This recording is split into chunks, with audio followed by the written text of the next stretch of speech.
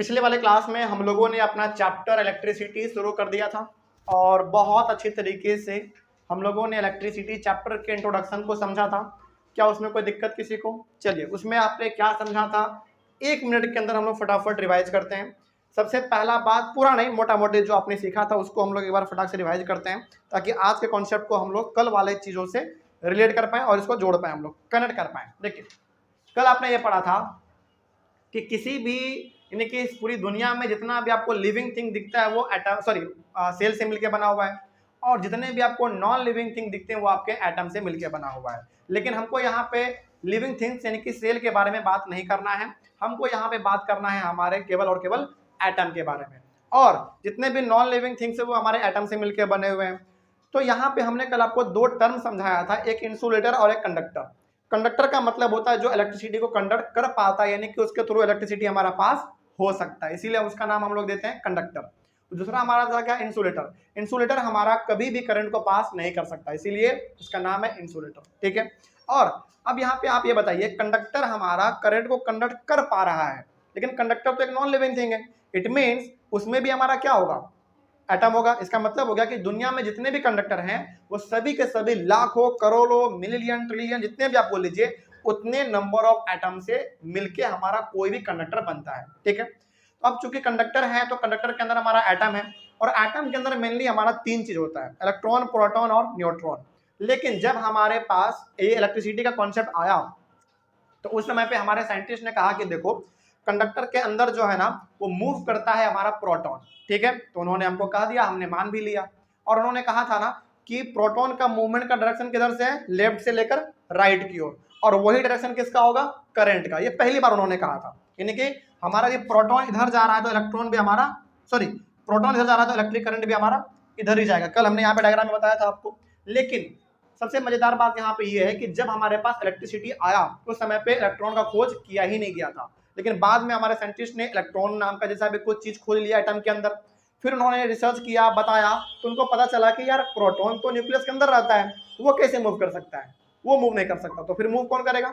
Electron. तो electron को उन्होंने कहा दिया कि हाँ, एक कंडक्टर के अंदर हमारा इलेक्ट्रॉन ही मूव करता है, लेकिन कहां से कहां? Negative terminal to positive terminal. ये हमने आपको कल बताया था। तो हमने मान लिया कि हाँ, कंडक्टर के अंदर इलेक्ट्रॉन ही मूव करता है। ठीक है, लेकिन अब सवाल यहाँ पे है कि सर इलेक्ट्रॉन क्या अपने आप मूव करता है? नहीं। हमने कल क्या बताया था? हमने आपको ये बताया था कि इलेक्ट्रॉन को ना एक मैसेज पहुंचाता है, कौन? हमारा बैटरी। जैसे हम लोग एक सर्किट में, अच्छा सर्किट भी हमने कल बनाया था, याद आ गया आपको? पिछले वाले क्लास का यानी कि सबसे लास्ट वाला आप डायग्राम देखिए। ऑनलाइन में बच्चे आप लोग भी अपने नोटबुक को खोलिए, कल वाला क्लास यदि आपने देखा है तो लास्ट में हमने आपको एक प्रॉपर सर्किट बना के दिया था।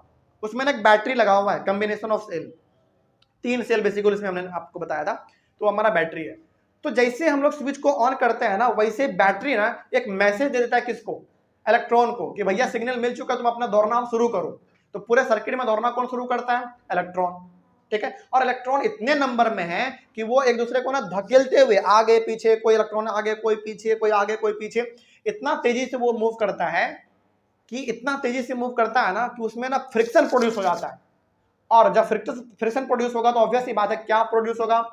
हीट प्रोड्यूस होगा। आप खुद अपने दोनों हाथ को ऐसे रब करो, आपका दोनों हाथ ना बहुत हीट प्रोड्यूस कर देता है। इट मीन्स जब इलेक्ट्रॉन आपस में भागते हैं, कोई आगे कोई पीछे, तो वो फ्रिक्शन प्रोड्यूस कर रहा होता है, और वही फ्रिक्शन क्या प्रोड्यूस कर देगा? हमारा हीट। और वही हीट हमारा किस में कन्वर्ट हो जाता है? इलेक्ट्रिसिटी में। लेकिन यहाँ पे हम लोगों ने ये भी जाना था कि जिधर हमारा इलेक्ट्रॉन के मूवमेंट का डायरेक्शन होता है उसके जस्ट अपोजिट डायरेक्शन होता है किसका? इलेक्ट्रिक करंट का। यानी कि इलेक्ट्रॉन हमारा मूव करता है नेगेटिव टर्मिनल से पॉजिटिव की ओर, लेकिन इलेक्ट्रिक करंट हमारा पॉजिटिव से नेगेटिव की ओर मूव करता है। और इसमें कुछ, चलिए उसके बाद फिर हमने बताया था आपको कि सर्किट हमारा 2 प्रकार का होता है। देखो, हम ना जब भी आपके सामने वर्ड इस्तेमाल करेंगे सर्किट, आप अपने माइंड में कौन सा डायग्राम लाएंगे? वही वाला डायग्राम, जैसे कल आपने बनाया था। जैसे एक बार लाइए, 1 मिनट, ये वाला डायग्राम, ये लास्ट वाला। ठीक है, सब कोई ऑनलाइन वाले बच्चे आप लोग भी ये वाला कल बनाए होंगे। तो जब भी हम आपके सामने वर्ड इस्तेमाल करेंगे सर्किट, आपके माइंड में तुरंत ये वाला डायग्राम आ जाना चाहिए। ठीक है, चलो आगे बढ़ते हैं फिर। तो हमारा सर्किट ना 2 प्रकार का था, हमने कल बताया था आपको, एक क्लोज सर्किट और एक ओपन सर्किट। ओपन सर्किट का मतलब है कि आपका स्विच कैसा है? ऑफ है। और स्विच ऑफ होने का मतलब है कि आपका सर्किट ब्रेक है, यानी कि करंट उसमें फ्लो करेगा? नहीं करेगा। और जैसे हम तुरंत बोले क्लोज सर्किट, इट मींस आपका स्विच ऑन है और उसमें करंट आपका फ्लो करेगा, ठीक है। उसके बाद फिर हमने कल बताया था आपको एक डिवाइस आमीटर के बारे में। आमीटर के बारे में आज आप प्रॉपर डेफिनेशन भी देख लीजिए, ठीक है। तो आमीटर के बारे में बताया था, हमने कहा था कि आमीटर हमारा एक ऐसा डिवाइस है जिसको हम लोग सर्किट में लगाते हैं, क्यों? ताकि हम लोग करंट को मेजर कर सके कि हाँ उस सर्किट में करंट हमारा कितना फ्लो कर रहा है, ठीक है, इलेक्ट्रिक करंट बेसिकली। तो ये हम लोगों ने कल पढ़ा था। बेसिकली एक तरीके से कहा जाए तो कल वाले क्लास में हम लोगों ने अपने चैप्टर के इंट्रोडक्शन को समझा था। आज हम लोग अपने चैप्टर के सबसे पहले वाले टॉपिक को शुरू करेंगे, जैसे आपके बुक में है उसी के अकॉर्डिंग चलेंगे हम लोग, इलेक्ट्रिक करंट एंड सर्किट, ठीक है। चलिए शुरुआत करते हैं। इलेक्ट्रिक सर्किट के बारे में तो आप जान चुके हैं। अच्छा, आपके सामने वर्ड इस्तेमाल करें सर्किट या इलेक्ट्रिक सर्किट, दोनों का मतलब सेम। उसी प्रकार से यदि वर्ड इस्तेमाल करें इलेक्ट्रिक करंट या सिंपली करंट, दोनों का मतलब सेम है, ठीक है। तो सर्किट के बारे में हम लोग कल जान चुके हैं।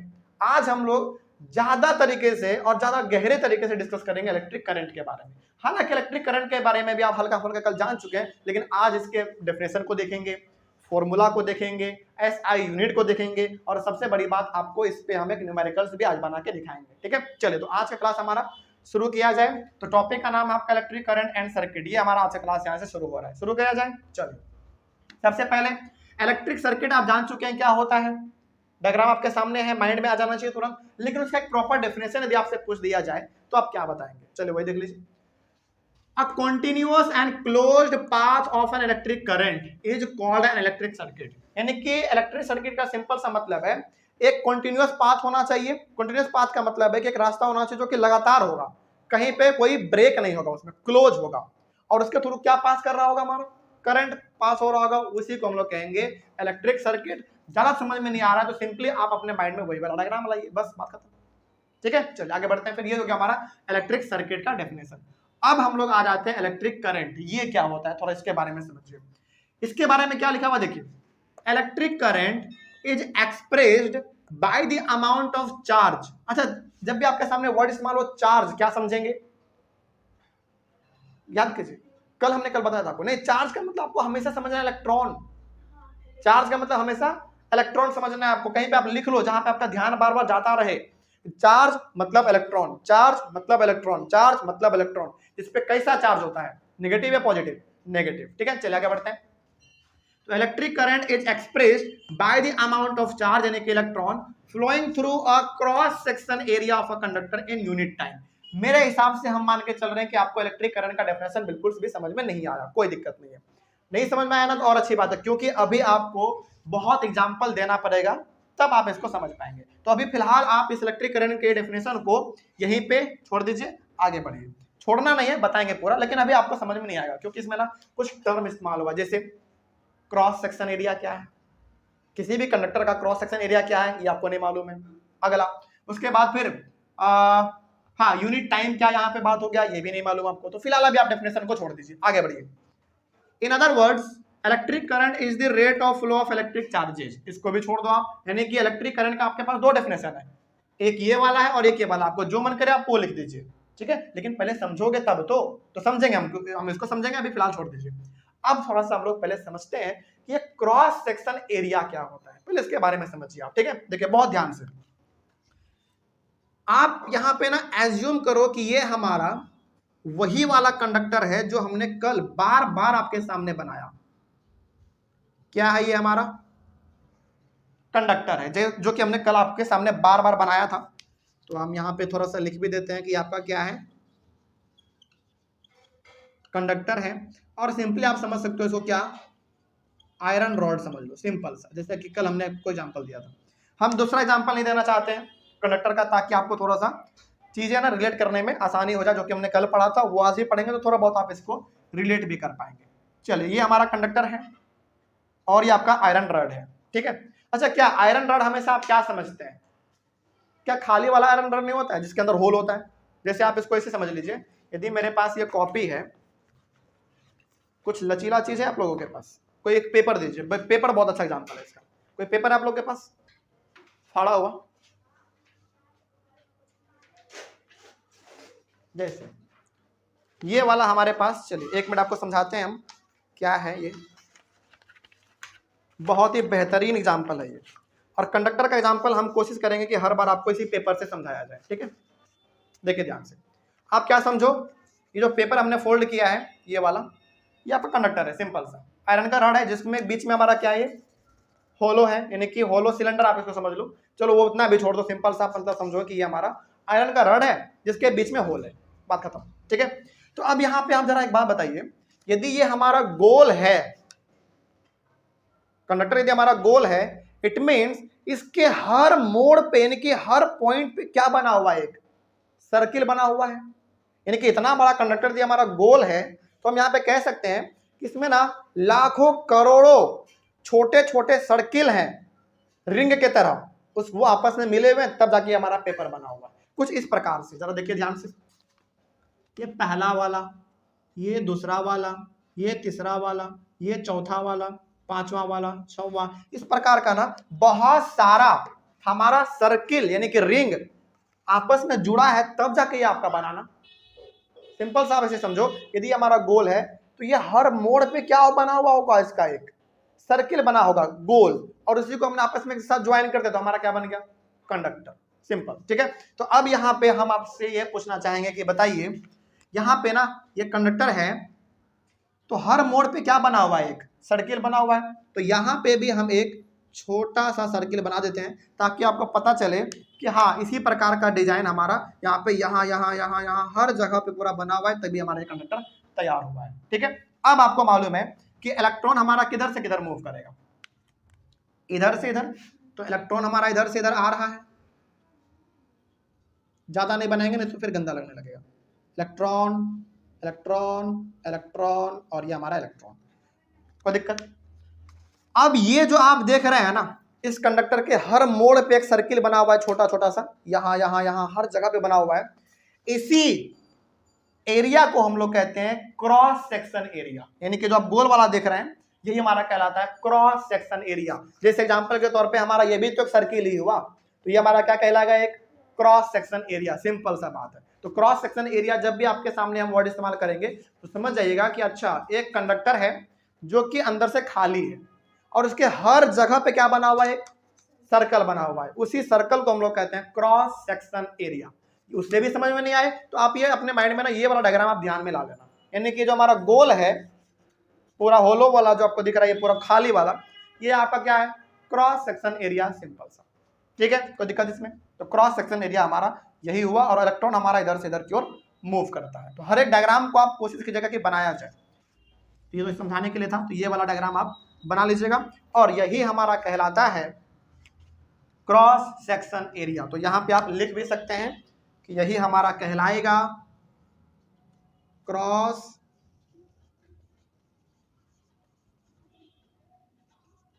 Section area.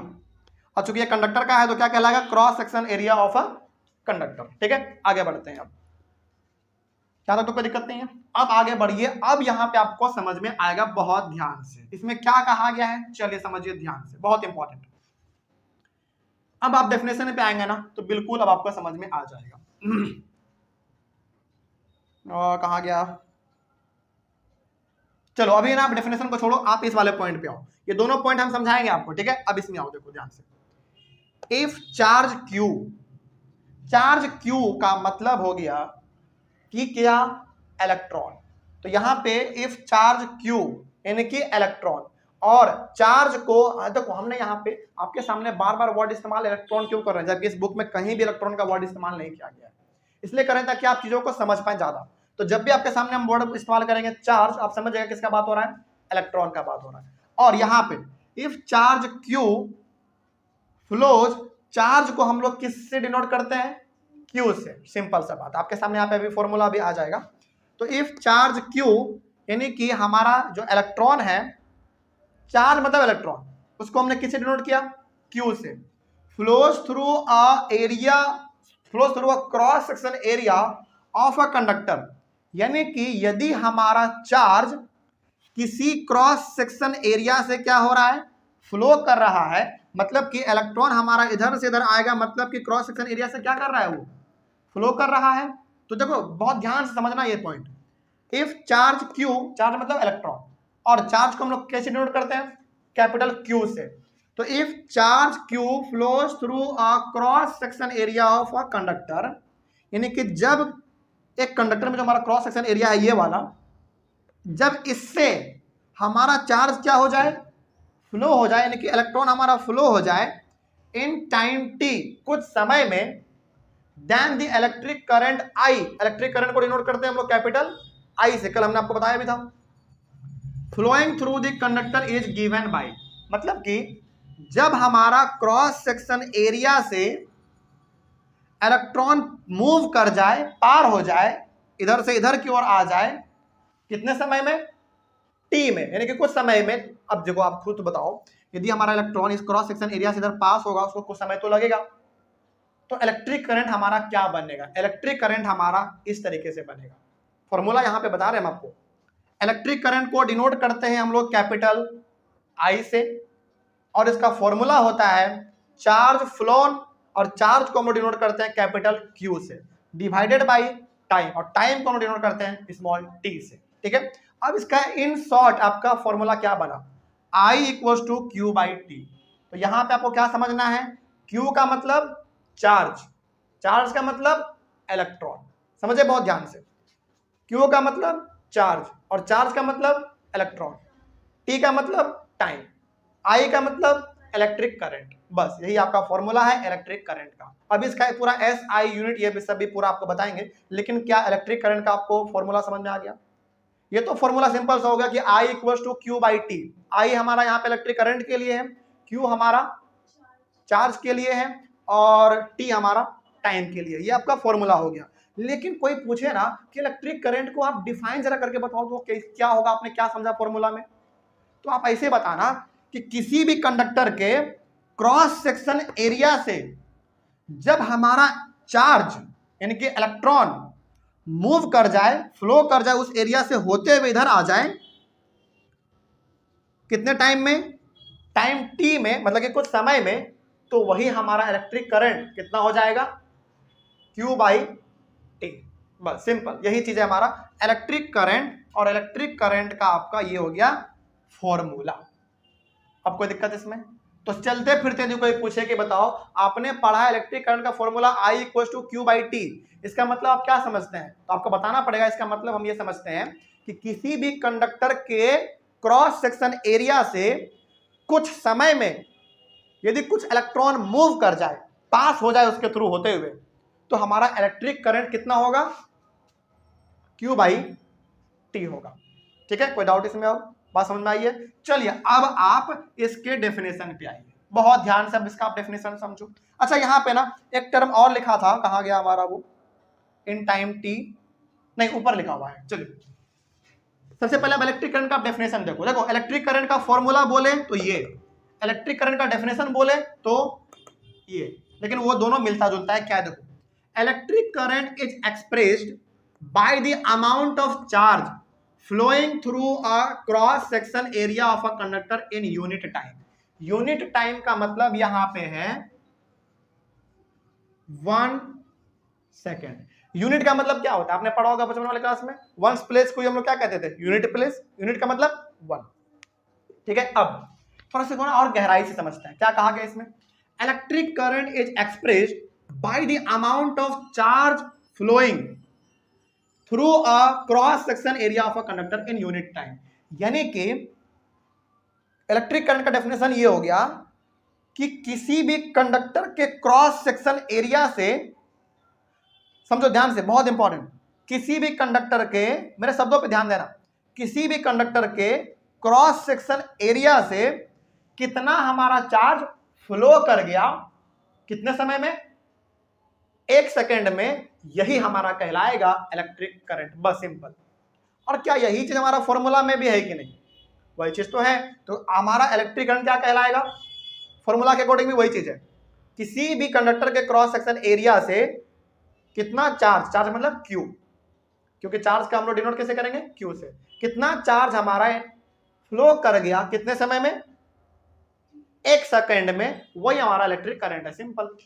तो डेफिनेशन पूछे तो आप ये वाला बताइएगा, फॉर्मूला पूछे तो I equal to Q by T बताइएगा। कोई पूछे कि I किसके लिए, इलेक्ट्रिक करंट के लिए, क्यू किसके लिए, चार्ज के लिए, चार्ज मतलब इलेक्ट्रॉन, और टी मतलब टाइम। कोई दिक्कत इसमें। चलिए तो अब मेरे हिसाब से आपको इलेक्ट्रिक करंट का डेफिनेशन समझ में आ गया होगा। तो ये डायग्राम आपके लिए बहुत इंपॉर्टेंट है, बहुत इंपॉर्टेंट, ध्यान में इसको रखिएगा।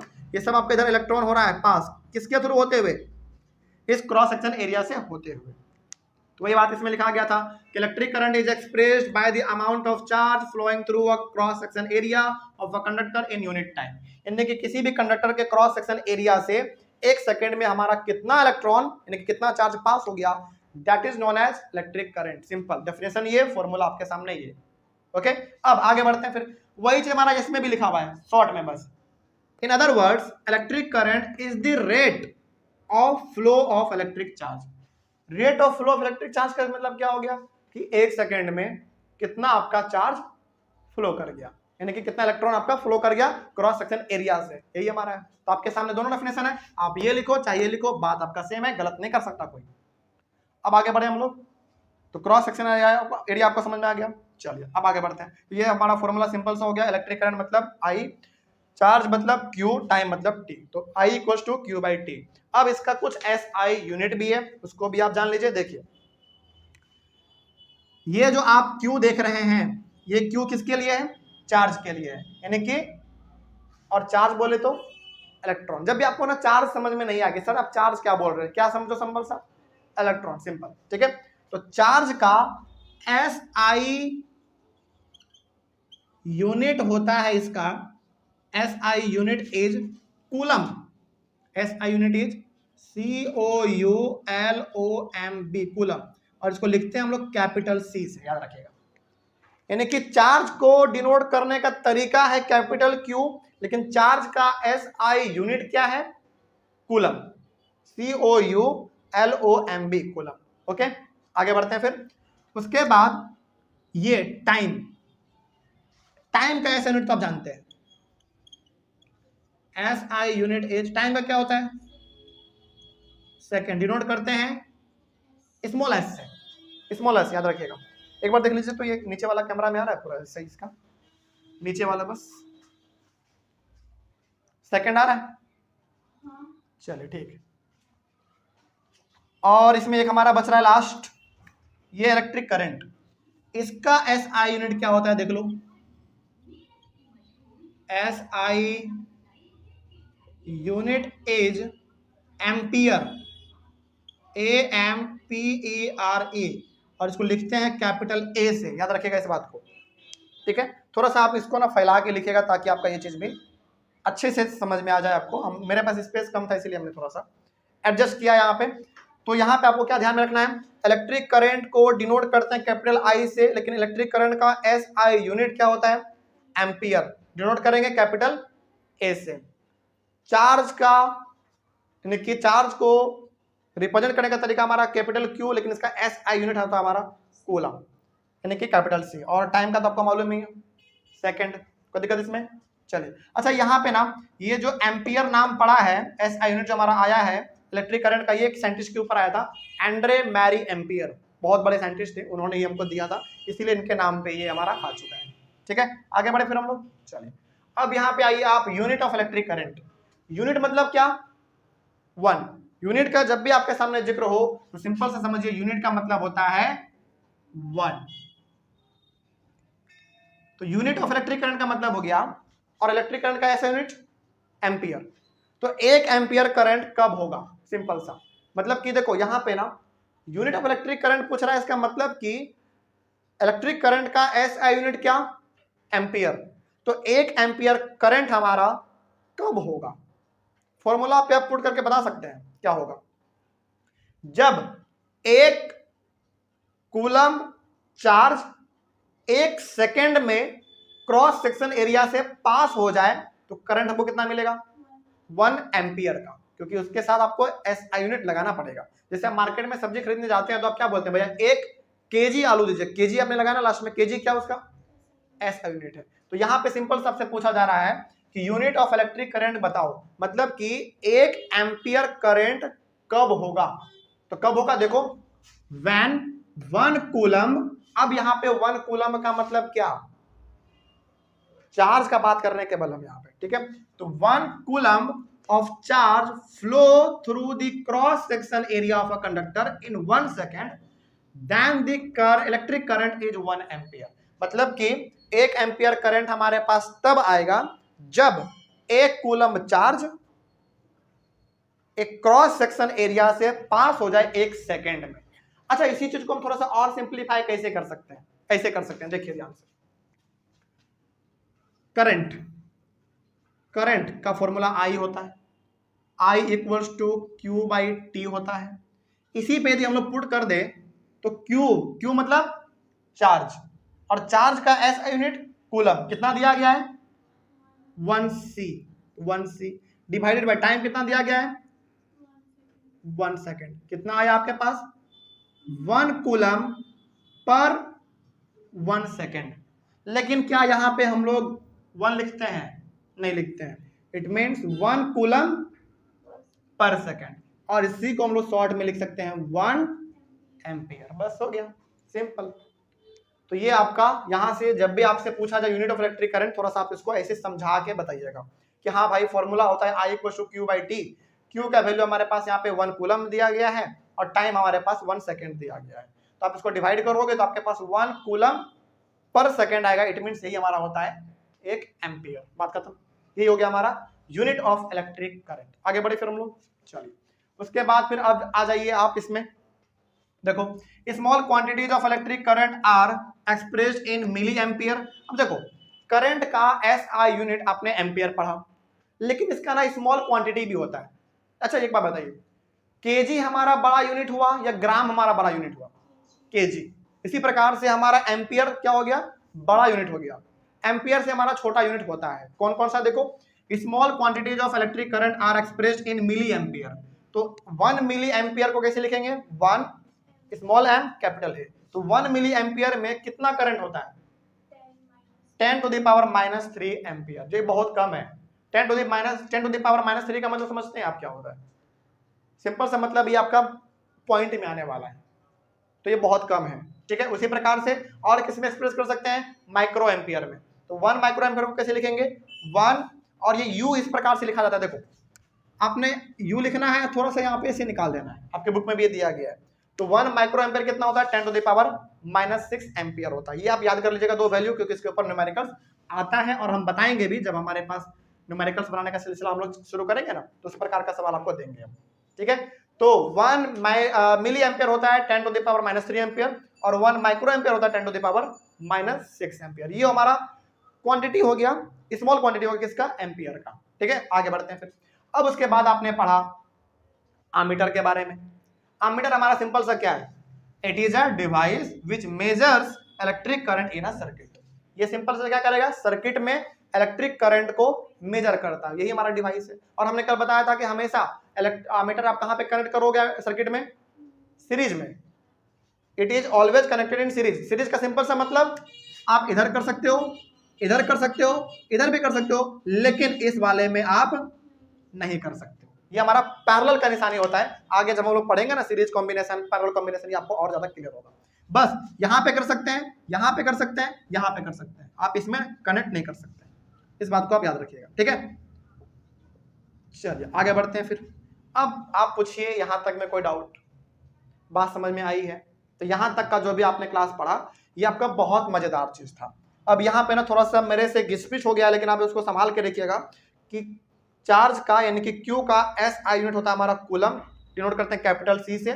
टाइम का तो आपका मालूम है सेकंड स्मॉल एस, और इलेक्ट्रिक करंट का एम्पियर यानी कि कैपिटल ए। ठीक है, इसका ये एसआई यूनिट होता है। अब यहाँ पे ना आप एक नोट करके NOT लिखिए, उसके बगल में आप ये पॉइंट लिखो पहले। अब इससे ना एक न्यूमेरिकल्स है आपका, और आपके बुक में पूछा गया, वो भी हम बताएंगे।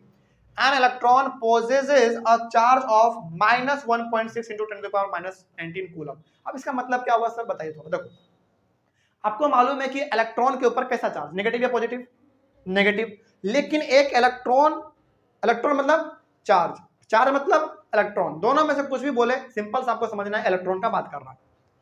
और इलेक्ट्रॉन का मतलब चार्ज, तो इलेक्ट्रॉन के ऊपर हमारा चार्ज होता है कैसा, नेगेटिव। तो एक इलेक्ट्रॉन के ऊपर कितना चार्ज होगा, यानी कि कितना कूलम चार्ज होगा, -1.6 into 10 to the power -19 coulomb. और कूलम का मतलब क्या, सिंपल सा, किसका ऐसा यूनिट है ये, क्यू। क्यू का मतलब चार्ज, सिंपल। तो यहां पे ना कंफ्यूज मत हो, यहां पे सिंपल सा आप ये समझो कि इलेक्ट्रॉन, एक इलेक्ट्रॉन के ऊपर -1.6 इंटू 10⁻⁻19 कूलम का पे चार्ज होता है। कैसा चार्ज? वो भी नेगेटिव चार्ज, क्योंकि इलेक्ट्रॉन के ऊपर नेगेटिव चार्ज। तो ये वाला पॉइंट ना अभी फिलहाल आप लिखो, उसके बाद इसके ऊपर एक न्यूमेरिकल हम बताते हैं। लिख लिया आप? चलिए, तो यहाँ पे सिंपल सा आपको याद रखना है कि एक इलेक्ट्रॉन के ऊपर 1.6 इंटू 10⁻⁻19 कूलम चार्ज होता है, लेकिन किस में? नेगेटिव में, क्योंकि इलेक्ट्रॉन के ऊपर कैसा चार्ज? नेगेटिव चार्ज, और प्रोटॉन के ऊपर कैसा चार्ज? Positive charge. ठीक है, चलिए इसको आपने लिख लिया। अब आगे बढ़ते हैं। अब इसका पहले आप लोग एक बार इसका स्क्रीनशॉट लीजिए जल्दी से। स्क्रीनशॉट लेने के बाद अब इससे ना रिलेटेड हम आपको एक न्यूमेरिकल बताते हैं। न्यूमेरिकल के बाद फिर हम आएंगे इसका इस्तेमाल हम लोग कैसे करेंगे। ठीक है, चलिए न्यूमेरिकल बहुत इंपॉर्टेंट है। अच्छा एक बात और, हम ना बहुत सारा न्यूमेरिकल्स आपके चलते चलते क्लास में नहीं बताने वाले हैं। बहुत सारा न्यूमेरिकल्स हम आपको तब बताने वाले हैं जब हमारा एक पूरा का पूरा थ्योरी वाला कॉन्सेप्ट खत्म हो जाएगा, यानी कि लास्ट में। लेकिन बीच बीच में ना कहीं कहीं पे आपके सामने फॉर्मूला आएगा, उसका एसआई यूनिट आएगा, उसको कैसे न्यूमेरिकल्स में इस्तेमाल करेंगे, ये हम बीच बीच में आपको एक एक दो दो न्यूमेरिकल्स लेते लेते आपको बताते चलेंगे। ठीक है, चलिए। हालांकि मेन न्यूमेरिकल्स का सिलसिला हमारा लास्ट में तो चलेगा ही, लेकिन बीच में यदि मिलता रहेगा तो हम बीच में भी आपको बताते रहेंगे। चलिए आ जाइए थोड़ा सा, अब इसमें इसको मिटाते हैं थोड़ा। अब एक सवाल आपके सामने लिखते हैं, उसको बना के दिखाते हैं, तब आपको थोड़ा सा ज्यादा एहसास हो पाएगा कि किस तरीके से हमको ये वाला फॉर्मूला इस्तेमाल करना है। ठीक है, चलिए आगे बढ़ते हैं। फिर एक काम करते हैं,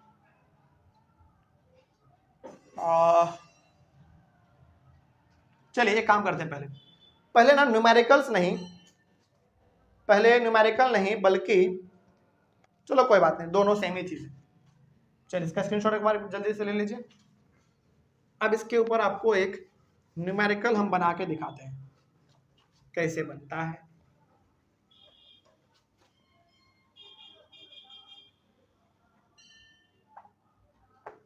और डायग्राम तो खास करके आप लोग पूरा बनाइएगा, एक भी डायग्राम आपको छोड़ना नहीं है इसमें, नहीं तो फिर बहुत ज्यादा आपको आगे दिक्कत हो जाएगा।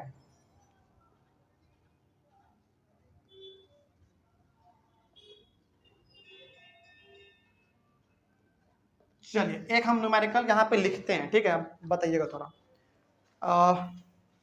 ये वाला बताइएगा। क्वेश्चन लिखते हैं, आपके बुक का ही क्वेश्चन है, बल्कि एग्जाम्पल है। ठीक है, बताइए क्या है?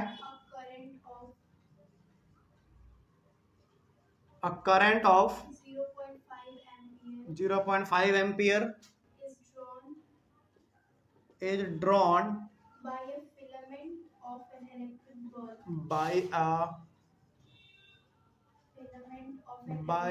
by a filament of an electric bulb for 10 minutes.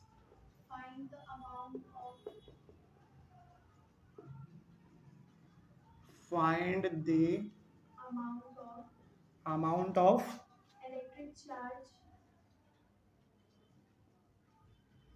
electric charge that flows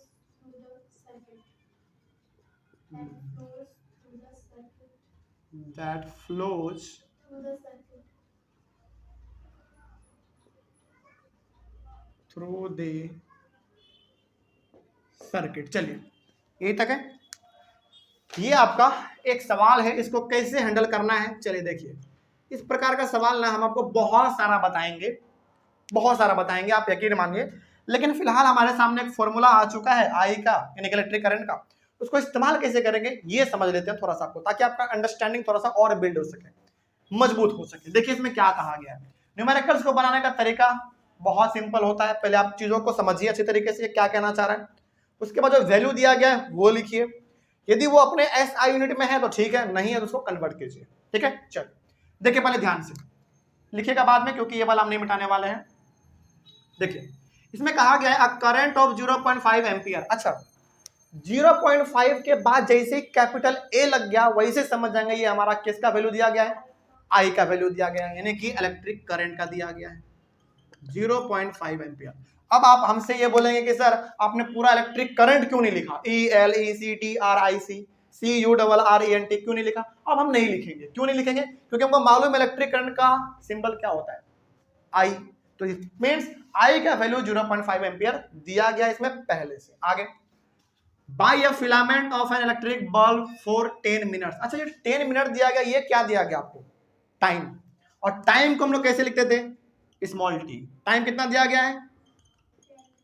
10 minutes दिया गया है। तो सबसे पहले आप हमको बताइए, अभी पूरा सवाल का ना मतलब समझाएंगे, पहले बताइए क्या टाइम अपने SI यूनिट में है क्या?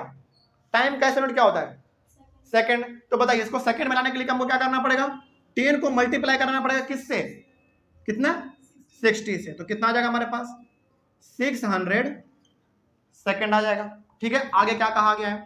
उसके बाद find the amount of electric charge. अच्छा, इलेक्ट्रिक चार्ज बोला, इसमें चार्ज आपके सामने बढ़ाया ना, इट मीन्स चार्ज का मतलब क्या निकालने के लिए कह रहा हमको? क्यू का वैल्यू। वेरी गुड, क्यू का वैल्यू हमसे पूछा जा रहा है। That flows through the circuit. अब इस पूरे सवाल का मतलब समझिए क्या था। जो वैल्यू था वो हमने यहाँ पे लिख दिया। अब इस पूरे सवाल का मतलब आप समझिए होता क्या। देखिए, a current of 0.5 ampere is drawn by a filament of an electric bulb for 10 minutes। Filament क्या होता है आप समझते हैं? अच्छा याद कीजिए, अब तो वो बहुत मतलब मार्केट में बहुत कम बल्ब मिलता है वो वाला। वो 15 रुपये वाला पहले बल्ब आता था ना, जो कि पीला लाइट करता था। अभी भी आता है 15 रुपये वाला बल्ब जो कि पीला लाइट करता था। और ये वाला बल्ब आपको अक्सर जो है ना स्वीट्स की दुकान में दिख जाएगा, जहां पे कि समोसे को गर्म रखने के लिए वो लोग जलाते हैं। कुछ ऐसा बल्ब हमारा होता था, थोड़ा सा यदि हमें आपको याद दिलाना चाहें तो।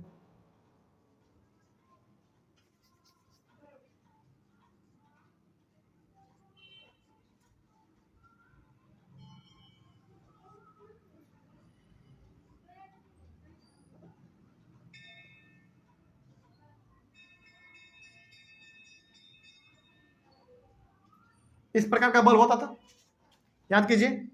और ये पीला लाइट करता था, येलो। ये मुश्किल से कितना 15 या 20 रुपए में मिल जाता था। अभी भी मार्केट में मिल जाता है, लेकिन उसके अंदर सबसे बड़ा खराबी क्या होता है मालूम है? जल्दी फ्यूज हो जाता है। फ्यूज बहुत जल्दी हो जाता है। तो ये वाला बल्ब आप सिंपल से समझो कि आपके घर में लगा हुआ है। ठीक है, आपके घर में ये एक बल्ब लगा हुआ है। और एक्चुअली में बताइए, ये बल्ब आपका लाइट कहां से देता है? ये जो 3 लकीर देख रहे हैं ना, लकीर के ऊपर जो एक वायर जुड़ा हुआ है, वही आपका मेन लाइट देता है आपको। और यही हमारा फिलामेंट कहलाता है। यही आपका फिलामेंट कहलाता है। सिंपल सा फिलामेंट, जब आपको समझ में नहीं अभी आया ना सवाल में, मान लीजिए अभी तो हमने समझा दिया, मान लीजिए कभी आपको फिलामेंट का मतलब समझ में नहीं आ रहा है, तो सिंपल सा क्या समझो? बल्ब। बस सवाल ये कह रहा है कि देखो आपके घर में एक बल्ब लगा हुआ है, उस बल्ब को आपने 10 मिनट लगातार जलाया। ठीक है, और 10 मिनट जब आपने लगातार उस बल्ब को जलाया तो आपने करंट कितना खर्च किया? 0.5 एम्पियर का खर्च किया। तो बताइए कि आखिर चार्ज कितना आपने खत्म किया? सिंपल सा, चार्ज मतलब कितना इलेक्ट्रॉन आपके इस बल्ब से होके गुजरा होगा। बल्ब मतलब क्या? आपका ये कंडक्टर, सिंपल सा, क्योंकि इससे इलेक्ट्रिसिटी हमारा होके क्या हो रहा है? पास हो रहा है। तो आपको यहां पे पूछा जा रहा है कि देखो 10 मिनट तक लगातार आपने इस बल्ब को जलाया, करंट आपने इस्तेमाल किया 0.5 एम्पियर का। तो बताइए कि आखिर चार्ज आपने कितना इस्तेमाल किया? मतलब सिंपल सा, इलेक्ट्रॉन आपका कितना उसके थ्रू होते हुए आपका बह गया होगा, ये आपसे पूछा जा रहा है। अब यहाँ पे आपको निकालना है चार्ज, कुछ नहीं करना है, सिंपल सा आप इसको फॉर्मूला पे पुट करो। फॉर्मूला क्या होता है भाई? I equals to Q by T. Okay, तो क्यू कितना आपके पास दिया हुआ है क्या? नहीं दिया गया है। चलो खैर आगे बढ़ते हैं। आई का वैल्यू आपके पास, हाँ 0.5 डिवाइडेड बाई क्यू का वैल्यू हमारे पास नहीं है। टाइम है क्या आपके पास दिया हुआ? बिल्कुल 600 दिया गया है। अब इसको हम और कैसे सॉल्व कर सकते हैं? 0.5 है तो इसको हम लोग क्या 5/10 नहीं लिख सकते हैं? बिल्कुल लिख सकते हैं। उसके बाद ये हमारा 600 डिवाइड में इधर आएगा तो मल्टीप्लाई, बराबर इधर क्या बच जाएगा हमारे पास? क्यू बच जाएगा। अब यहाँ पे थोड़ा आ जाइए आप, आपके पास यहाँ पे क्या आ गया? अच्छा 6, चलो इसको ना आप ऐसे लिख दो पहले, 5/10 इंटू 600 बराबर क्यू। यहाँ पे साफ दिख रहा है आपको? हाँ, 1 0 से 1 0 हमारा कैंसिल, तो आपके पास 300 बराबर क्यू आया। क्या ये आपका आंसर सही है? नहीं, आपका नंबर अभी भी काट लेगा। बोलो क्यों? हाँ, क्योंकि आपने इसमें SI यूनिट नहीं लिखा, और Q यानी कि चार्ज का SI यूनिट C। तो यहाँ पे आपको C मतलब कूलम लगाना पड़ेगा, वो भी कैपिटल C। यही हो गया आपका आंसर। इसका मतलब आप क्या समझे, थोड़ा ना इसको भी समझते हैं हम, ठीक है। देखो इसका मतलब ये हो गया कि आपने 10 मिनट तक बल्ब को जलाया, करंट आपने इस्तेमाल इतना किया, और आपने चार्ज कितना इस्तेमाल किया, 300 कूलम्ब का आपने चार्ज इस्तेमाल किया, यानी कि इतना आपका क्या हो गया, इलेक्ट्रॉन वहां से पास हो गया। सिंपल सा है, इस बल्ब से होते हुए। ओके, आगे बढ़ते हैं फिर। इसका मतलब ना थोड़ा सा भी हम और समझाते हैं, इसका मतलब क्या हुआ, इसका मतलब भी थोड़ा सा हम और समझाते हैं आपको खोल के, लेकिन इस न्यूमेरिकल में कोई दिक्कत। चलो आगे बढ़ते हैं फिर। अब हम ये पूरा मिटा देते हैं, अब आपको एक चीज नया चीज सिखाते हैं, और ये आपके बुक में एक सवाल दिया गया है, ठीक है।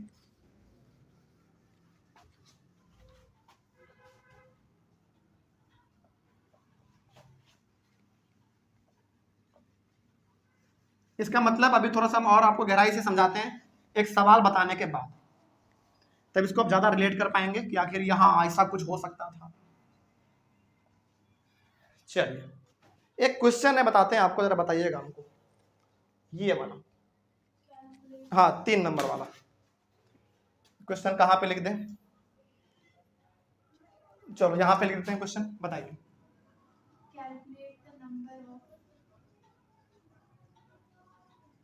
Calculate the number of calculate the number of electrons constituting 1 coulomb of charge.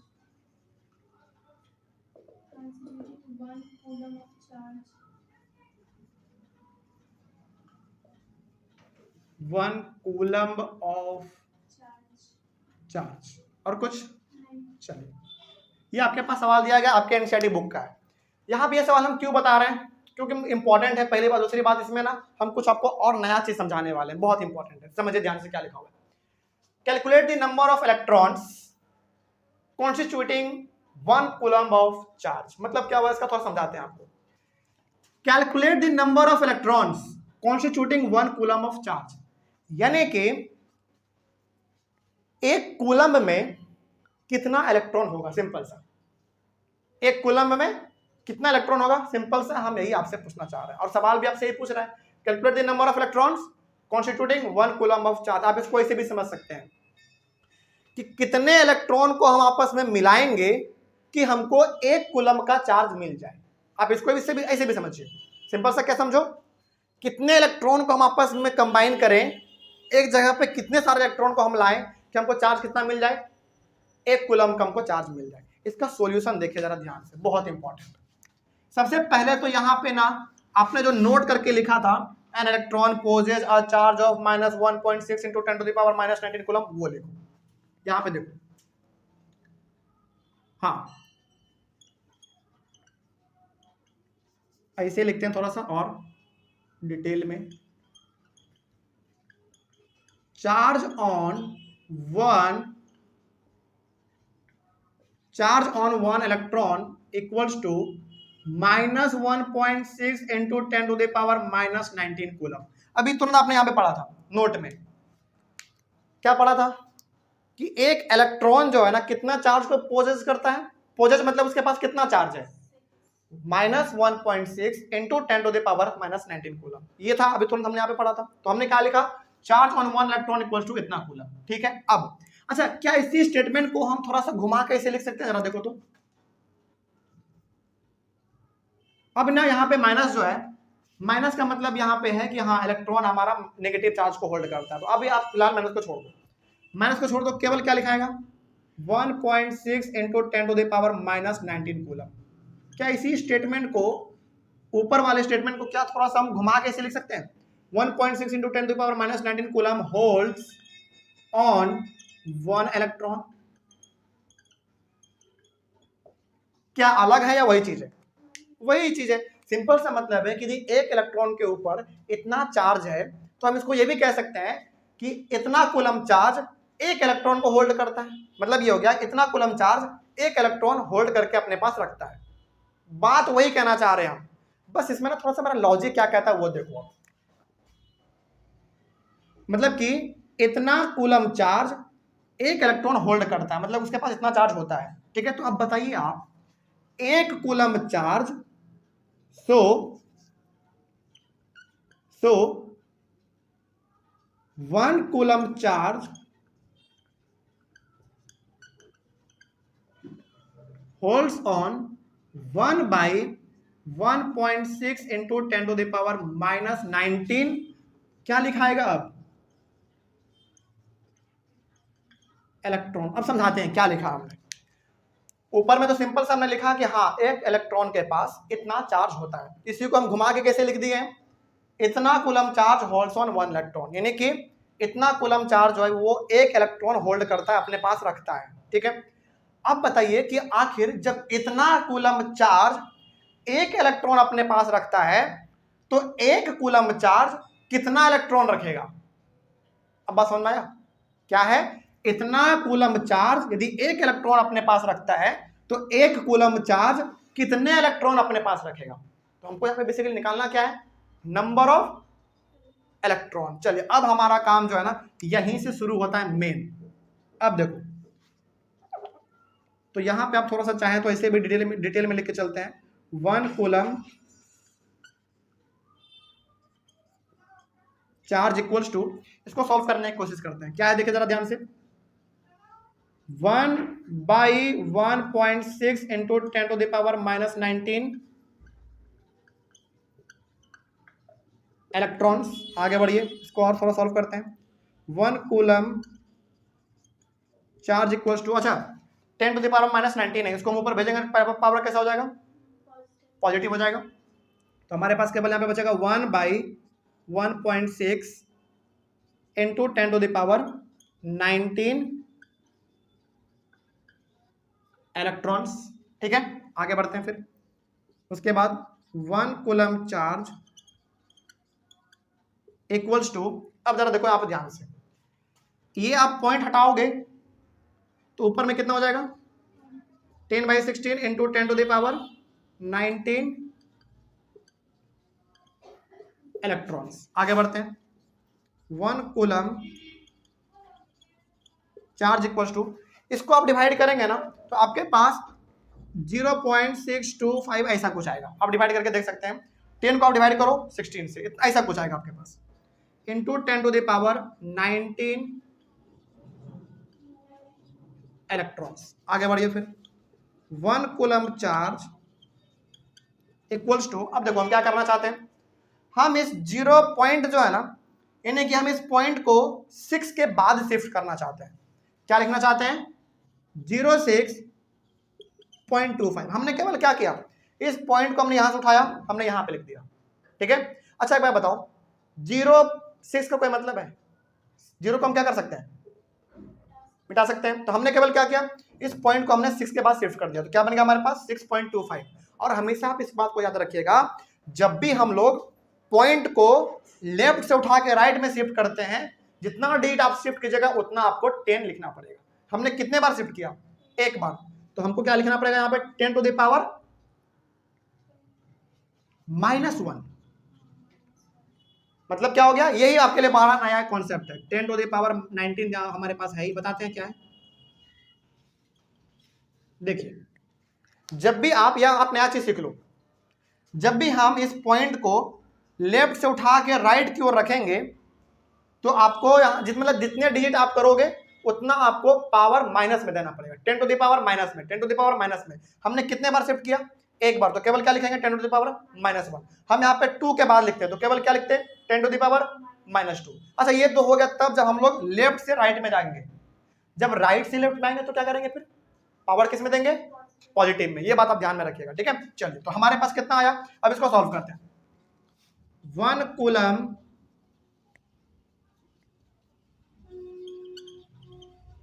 Charge equals to 6.25 into 10 to the power, ये माइनस में और ये प्लस में है, बेस दोनों का सेम है, तो कितना हो जाएगा, 10 टू द पावर 18 इलेक्ट्रॉन्स। अब यही आपका मेन मुद्दा वाला चीज है। समझाते हैं बहुत डिटेल में कि आखिर ये क्या कहना चाह रहा है।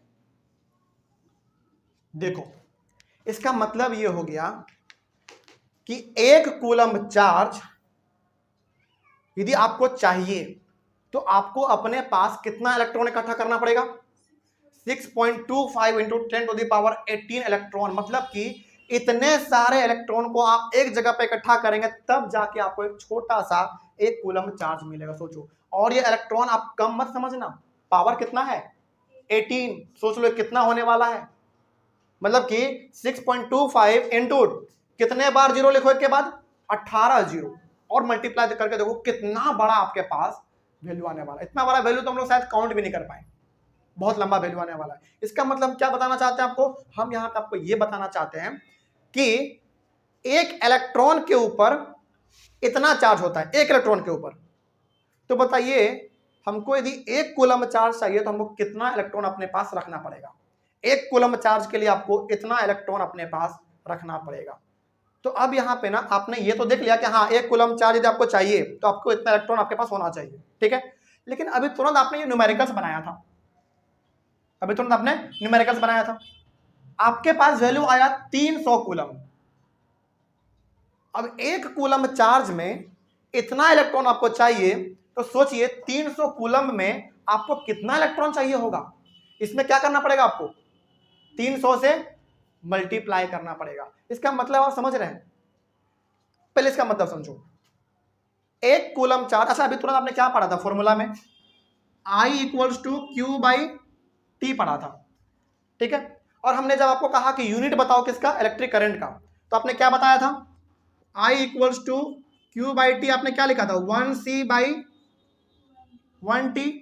इसका मतलब तुम समझ रहे हो क्या हुआ? ये हमारा फॉर्मूला था, यही हमने पुट किया था यूनिट ऑफ इलेक्ट्रिक करंट में। इसका मतलब ये हो गया कि 1 सेकेंड में क्रॉस सेक्शन एरिया से कितना इलेक्ट्रॉन गुजरना चाहिए? 1 कूलम, मतलब इतना इलेक्ट्रॉन गुजरेगा 1 सेकेंड में, तब जाके हमको करंट कितना मिलेगा? 1 एम्पियर का मिलेगा। एक बार दोबारा समझाते हैं, बहुत इंपॉर्टेंट है। हमारे पास यूनिट ऑफ इलेक्ट्रिक करंट जब हमने यहाँ पे निकाला था तो हमारे पास चार्ज भी 1 कूलम था और टाइम भी हमारे पास 1 सेकेंड था। और 1 कूलम का मतलब क्या हो गया आपके पास? इतना इलेक्ट्रॉन।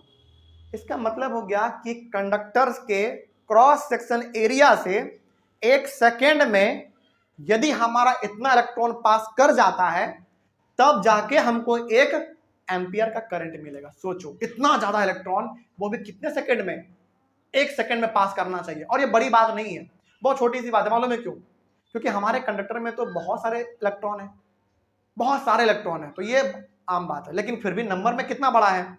1 सेकंड में इतना इलेक्ट्रॉन पास करेगा एक क्रॉस सेक्शन एरिया से, तभी हमको 1 एम्पियर का करंट मिलेगा। सोचो, ये था हमारा ये चीज। अब तुम ये बताओ कि सोचो जब हमारा 300 कूलम हमको यहाँ पे चार्ज मिल रहा है तो कितना इलेक्ट्रॉन पास किया होगा 10 मिनट में? क्योंकि टाइम हमारे पास कितना था? 10 मिनट। तो बताओ 10 मिनट में कितना इलेक्ट्रॉन हमारा पास हुआ? आपने चार्ज तो बता दिया कि हाँ सर चार्ज 300 कूलम। लेकिन यदि कोई पूछे अब तुमसे कि बताओ आपने ये न्यूमेरिकल्स तो बना दिया, न्यूमेरिकल्स में क्या था? इसमें बेसिकली एक आपके पास बल्ब था, उस बल्ब को आपने 10 मिनट तक जलाया, करंट आपने इस्तेमाल किया 0.5 एम्पियर का। आपसे पूछा गया चार्ज, आपने चार्ज कितना निकाला? 300 कूलम। लेकिन यदि अब हमसे कोई पूछ दे कि उसी 10 मिनट में कितना इलेक्ट्रॉन हमारा पास कर गया, तो क्या करेंगे हम लोग? सिंपली 300 में मल्टीप्लाई कर देंगे किससे? 6.25 इंटू 10⁻18 इलेक्ट्रॉन से। तो सोचो आखिर 10 मिनट में हमारा कितना ज्यादा इलेक्ट्रॉन पास किया होगा, तब जाके हमारे पास आया 300 कूलम। अब इसमें कोई कंफ्यूजन?